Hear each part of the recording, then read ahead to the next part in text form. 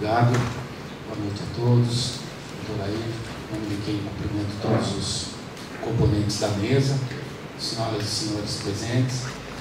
É uma satisfação estar aqui nessa querida cidade de Itu, para uma palestra, né? Já estive aqui muitas vezes, tenho até parentes aqui, e é uma honra estar na Faculdade de Direito de Itu pela primeira vez em 50 anos de vida, né? Já tinha ouvido falar muito da faculdade, amigos estudaram aqui, amigos lecionam aqui, né? E tive uma grata surpresa, inclusive, de ver que o plenário se chama Michel Temer, né? Em homenagem ao nosso presidente. É uma instituição tradicional, onde lecionou, inclusive, Michel Temer e outros expoentes também do direito nacional, e de forma que é uma honra e também uma responsabilidade muito grande estar aqui falando para uma plateia tão seleta. O tema que me foi colocado seria a lei da ficha limpa em improbidade administrativa, né? Isso ligado ao direito eleitoral. Mas eu tomei a liberdade de preparar uma palestra em duas partes. Primeiro, falar um pouco genericamente do direito eleitoral, que é uma matéria de grande interesse, principalmente nessa época de eleições, né? Mas, em geral, também um ramo do direito de enorme importância, e não obstante essa importância, é um ramo do direito que é um tanto quanto esquecido nas faculdades, né? Não é uma crítica a nenhuma faculdade específica, porque eu conheço muitas faculdades e nenhuma eu conheço que tenha na sua grade curricular, inclusive na minha também não tem, onde eu leciono, a disciplina Direito Eleitoral, tão importante, que deveria ser ensinada em todas as faculdades de Direito, e deveria ser ensinada inclusive no ensino médio, para jovens, para que conhecessem o mecanismo de eleição de representantes na política brasileira, né? Seria interessante que a nossa cidadania tivesse a oportunidade de conhecer um pouquinho mais o direito eleitoral. Pois bem, então a primeira parte da minha palestra vai ser focada nessa introdução ao direito eleitoral. E para isso eu trouxe aqui uma definição de direito eleitoral. Vou sair um pouco da frente para poderem visualizar, né? A definição é de um autor já antigo, chamado Fávila Ribeiro, um autor carioca. Tem um livro de direito eleitoral muito interessante.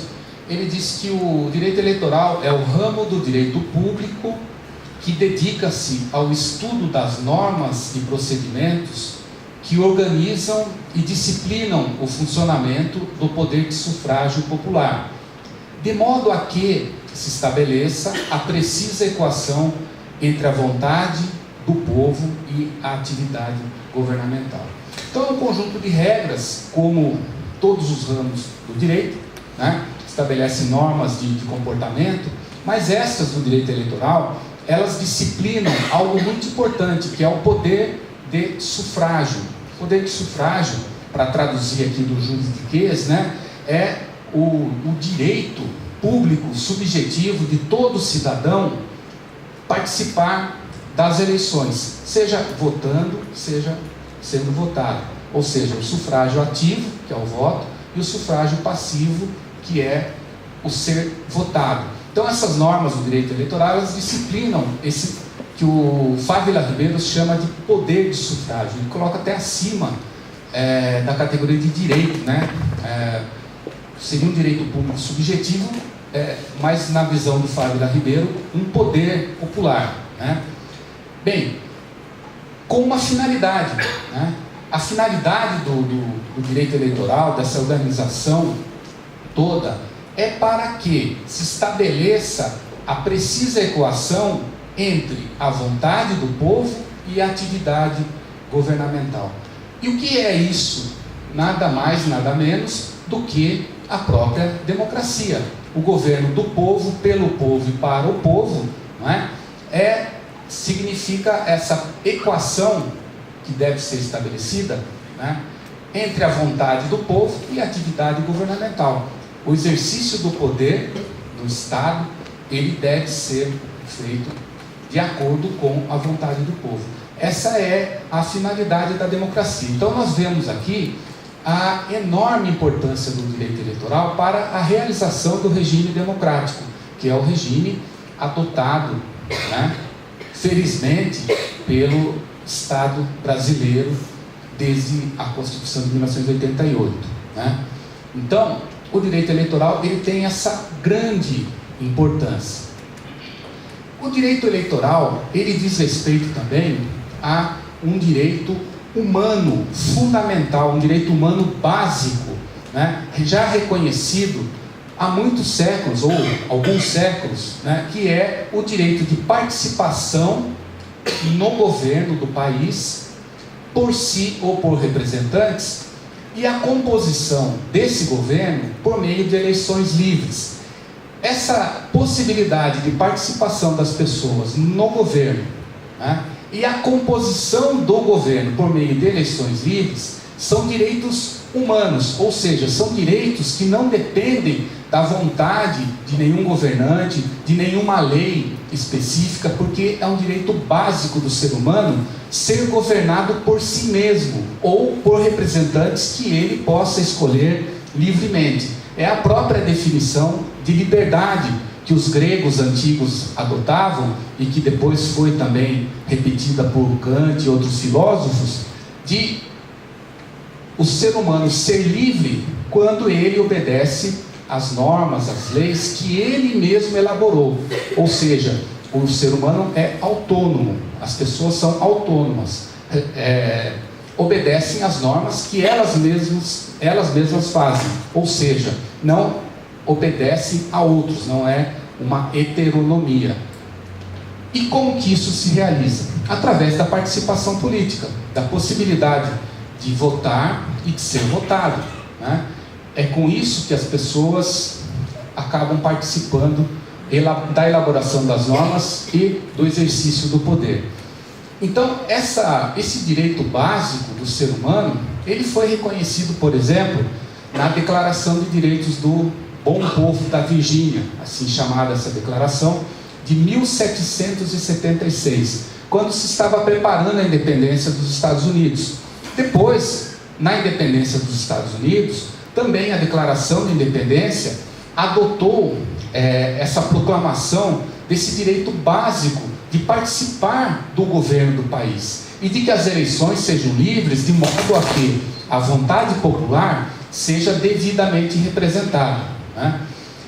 E a partir daí outras declarações, a Declaração Francesa de 1789, a Declaração de Direitos Humanos da ONU de 1948, também consagram o direito de participação política, a necessidade da realização de eleições livres e corretas, ou seja, reguladas pelo direito, né, pelo direito eleitoral, fiscalizadas por órgãos independentes. Tudo isso são direitos humanos básicos e fundamentais porque estão abrigados na Constituição.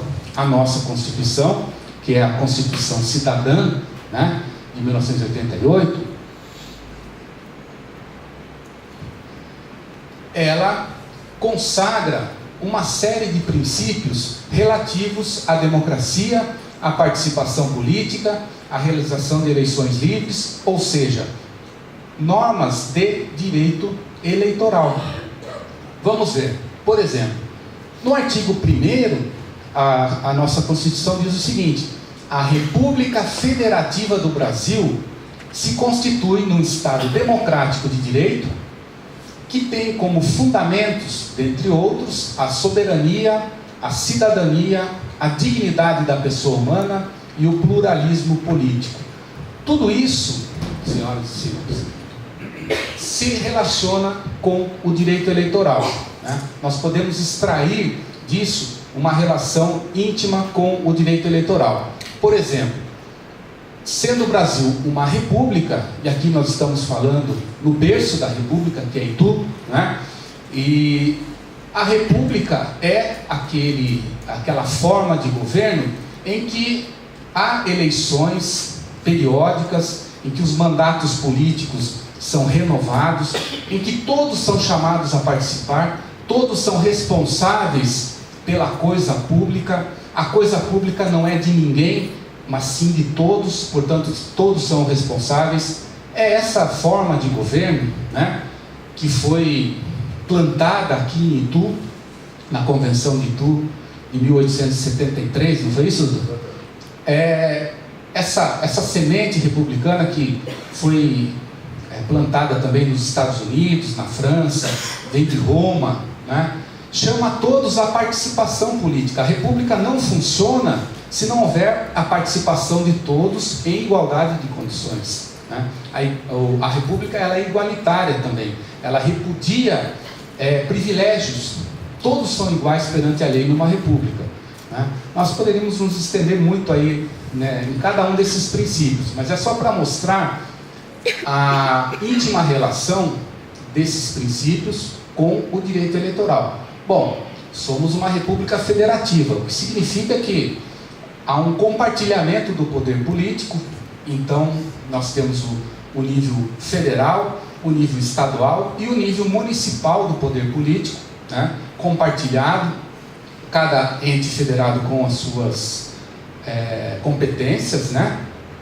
E agora, né, neste ano, teremos eleições municipais que devem seguir os parâmetros das eleições estaduais e federais. Os princípios são os mesmos.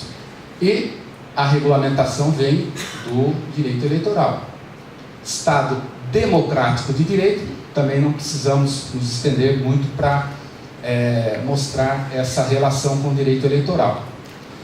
E como fundamentos do Estado democrático de direito, da República Federativa do Brasil, nós temos a soberania, né? A soberania que, no âmbito externo, é do conjunto da nação perante as outras nações, mas que, internamente, é o poder exercido dentro do Estado, que tem origem no povo, né? E que deve ser exercido em nome do povo, para o benefício do povo, que é a própria definição da democracia, lembrando a clássica definição do Lincoln, né? Governo do povo, pelo povo e para o povo.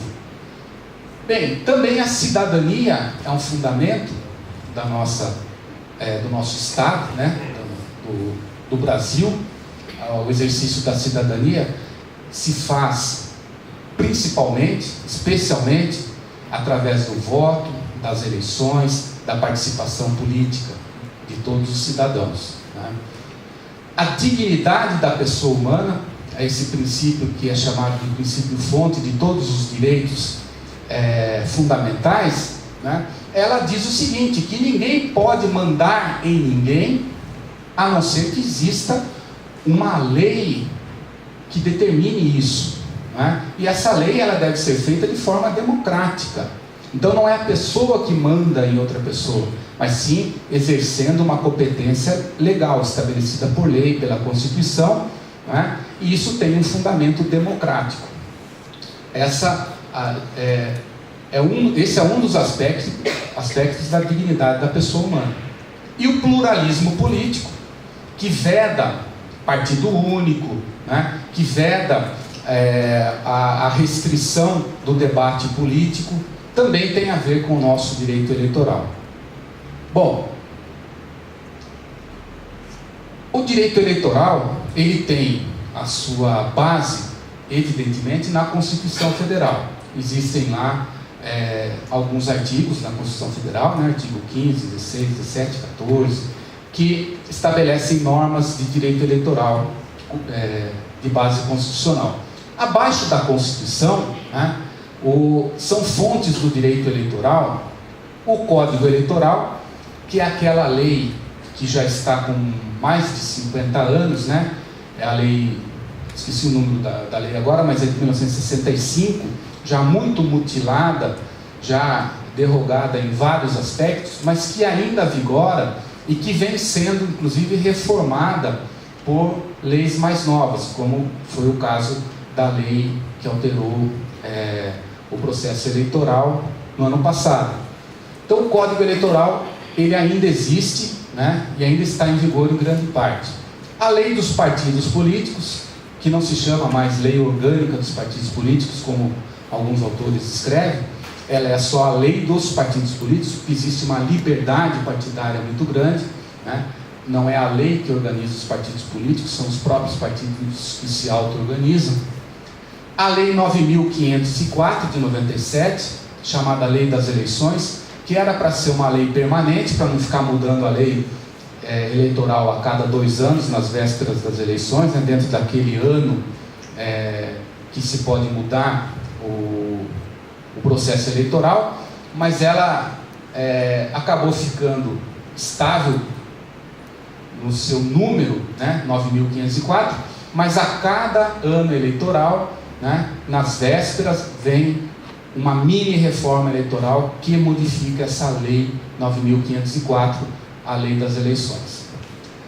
A lei complementar, esqueci de colocar aqui, me desculpem, lei complementar 64 de 90, que é a lei das inelegibilidades, é a lei que complementa a Constituição Federal na questão das inelegibilidades, regulamenta a Constituição e estabelece outras hipóteses de inelegibilidade. A Constituição, lembrando, né, ela diz que são inelegíveis, por exemplo, aqueles que são condenados criminalmente por sentença transitada e julgada, e, enquanto durarem os efeitos da condenação, e por improbidade administrativa, já adiantando um pouco a segunda parte da palestra, né?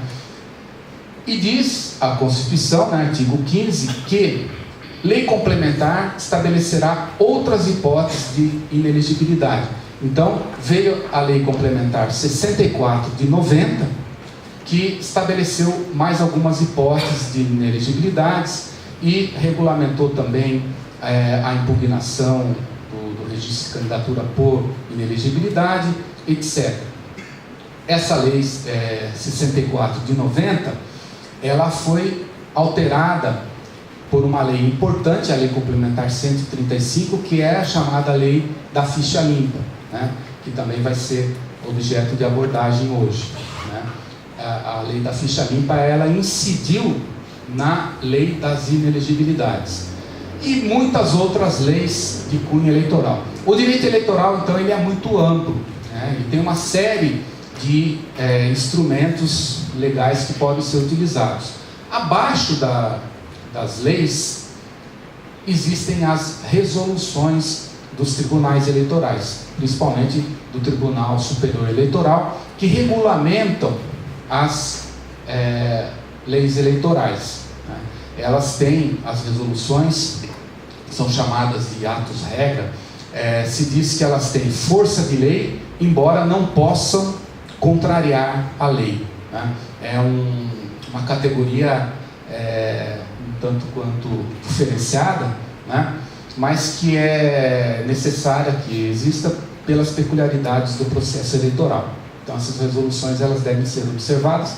Foram editadas, né, foi uma série de resoluções no ano passado que vigoram e regulamentam o processo eleitoral. Também não é o caso da gente esmiuçar tudo isso. Estou dando um panorama da legislação eleitoral, né, do direito eleitoral. O direito eleitoral, né, através dessas leis, né, da Constituição e das demais leis citadas e também resoluções, ele trata de uma série de temas.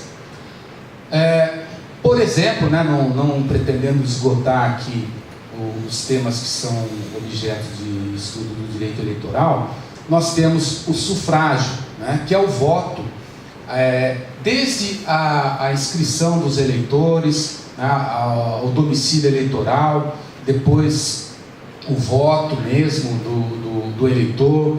O sufrágio envolve também o recebimento do voto, ou seja, o sufrágio passivo, o ser votado, a candidatura, o direito de candidatura. O tema do sufrágio, então, ele é importante aí. A representação, que é o mandato popular, né? O mandato que é obtido através das eleições. Como que é esse mandato? esse mandato é livre, esse mandato é vinculado, o mandatário é obrigado a seguir as instruções dos eleitores, ou ele é um representante de todo o corpo eleitoral, seja do município, do estado ou da nação, né, que ele possa agir de forma livre, né? Tudo isso é objeto de discussão. Qual é a natureza do mandato político e tudo mais? Ele é obtido através de eleições, né? A forma de obtenção desses mandatos está regulada pelos sistemas eleitorais. Nós temos o sistema majoritário, que é utilizado para a eleição do chefe do Poder Executivo. Temos o sistema proporcional, que é o sistema utilizado para o Legislativo, né, desde a Câmara de Vereadores, Assembleia Legislativa e a Câmara dos Deputados, exceto o Senado, né? E no Brasil nós utilizamos o sistema proporcional, que sofreu modificações recentes na lei que foi editada no ano passado. Mas nós temos também o sistema distrital, que está sendo proposto numa eventual reforma da legislação eleitoral, né, como uma forma de melhorar a representação política, né? Se diz que o voto distrital, o sistema distrital, ele barateia as eleições, porque o candidato faz a sua campanha, o candidato ao legislativo, né, ele faz a sua campanha numa região circunscrita, pequena. Ele não precisa competir com outros candidatos do mesmo partido. O partido lança um candidato por distrito e existe uma eleição majoritária em cada um desses distritos. E a partir do momento que um candidato é eleito, ele é identificado pelo eleitorado como representante daquele distrito. Então, os eleitores daquela região da cidade ou do estado identifica quem é o seu representante. Isso aproxima e permite uma cobrança, né, mais incisiva dos eleitores sobre os representantes, né? Então, o sistema eleitoral distrital, ele tem algumas vantagens que são colocadas por seus defensores. Eu, por exemplo, sou um defensor do sistema distrital, por isso que eu até me estendi um pouco mais sobre ele. São sistemas, então, pelos quais se obtém o mandato eletivo. São as formas pelas quais os representantes obtêm o seu mandato, né? Nós temos também, eu faço uma colocação aqui através de atores do processo eleitoral, né, que são o povo, em primeiro lugar. O povo é quem faz, quem elege, quem exerce o poder, é a origem do poder soberano, né? Então, o ator mais importante das eleições é o próprio povo. Os partidos políticos, que são agremiações com fundo constitucional, previstas na Constituição, né, que tem uma importância muito grande na organização do eleitorado e na escolha dos candidatos. A justiça eleitoral, que a partir da década de 30 passou a fiscalizar e organizar as eleições no Brasil. Antes, não sei se todos sabem, as eleições elas eram organizadas pelos próprios políticos, né? Nada contra os políticos, mas eram os próprios interessados nas eleições quem organizavam as eleições, né? Então aí isso possibilitava muitos abusos. A Revolução de 30 veio tendo como uma de suas bandeiras a moralização do processo eleitoral, né? E ela trouxe o voto secreto, o título de eleitor, etc. E também colocou a justiça eleitoral como responsável pela organização e fiscalização das eleições. A partir de 1932 passou a ser assim. E ao lado da justiça eleitoral, o Ministério Público Eleitoral, também um ator, né, que auxilia a realização das eleições, fiscalizando, né, e sendo um autor que tem a incumbência de fiscalizar de forma imparcial. os candidatos de partidos, eles se autofiscalizam um contra o outro, mas às vezes, nem sempre, é interesse de todos os partidos ou de partidos envolvidos em algum problema levar a questão até a Justiça Eleitoral. E aí entra o papel do Ministério Público, que deve estar, né, fora do jogo eleitoral, para que possa então levar questões para serem decididas pela Justiça Eleitoral. E os advogados também, nós não podemos esquecer, porque sempre são consultados, sempre são procurados no momento das eleições, desde o registro das candidaturas, na campanha eleitoral, sempre há necessidade de que os advogados assessorem os candidatos. Portanto, tem também assessorem e ajuizem ações ou defendam os candidatos eventualmente impugnados ou que tenham alguma representação contra si. Portanto, os advogados também aqui representados, né, muito bem representados, têm o seu papel importantíssimo nas eleições. Temos também os candidatos.